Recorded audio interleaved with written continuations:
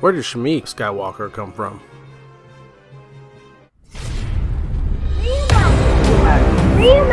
Reimagining Star Wars. Welcome to Reimagining Star Wars, where we like to celebrate the innocent joy of Star Wars. If you like what you see here, don't forget to subscribe and share with your friends.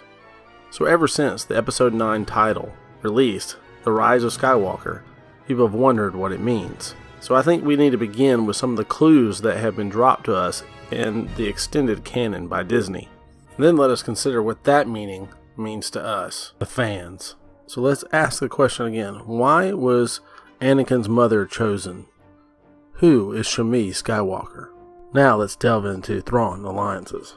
Now since Thrawn Alliances came out, they explored the idea of Skywalker. And instead of going through it all in the book, since I listened to an audiobook, let's revisit an article that came out about the same time. So Screen Rant addresses the real meaning of the Skywalker name in their July 2018 article. Thrawn Alliances has introduced a new force power, and in so doing it also explains the meaning of the name Skywalker. Timothy Zahn is a legend in the Star Wars franchise. In 1991, Zahn's Thrawn trilogy essentially launched the old expanded universe.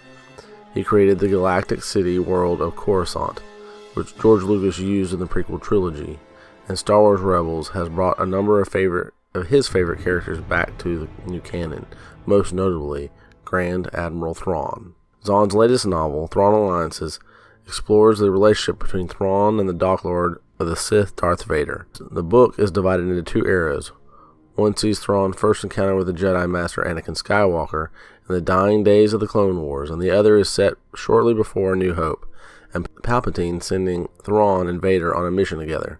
Naturally, the two stories are interwoven, and they reveal a whole new force power, one that redefines the Skywalker legacy. In order to understand this new force power, you first have to understand a more familiar power, the Jedi's ability to swipe blaster bolts aside with ease. Zahn's novel establishes that a Jedi can do this because they have a degree of precognition, experiencing what he refers to as double vision.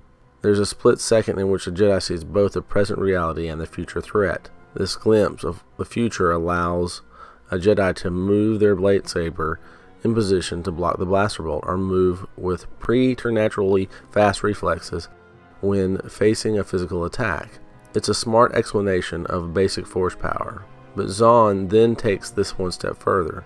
He introduces the force power known as skywalking.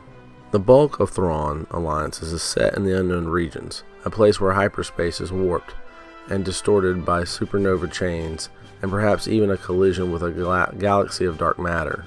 The space-time warps created by the fluctuating gravity masses makes it incredibly dangerous to travel through hyperspace into the unknown regions.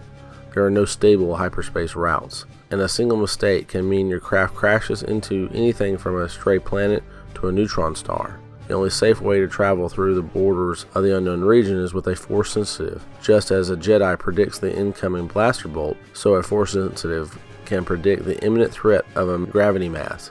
Just as a Jedi swats a blaster bolt aside, so a Force sensitive pilot can maneuver their vessel away from the danger. The Chiss refer to the Force user who can do this as a Skywalker, and that prompts a rather amusing reaction from Thrawn when he first meets Anakin Skywalker. It's also important to note that among the Chiss, only a handful of children, all girls, are born with sensitivity to the Force, and this ability weakens with age. Now I first want to state that this idea of precognition is not a new one, nor is the idea of using the Force to navigate through hyperspace. But there is some new information. And what is that new information? Well, one, we now know that the power of navigating through hyperspace is called skywalking, that this power is utilized in the unknown regions, and we know that the Skywalker name evoked a response in Thrawn. Additionally, we know that those who are Skywalkers are typically girls, at least among the Chiss.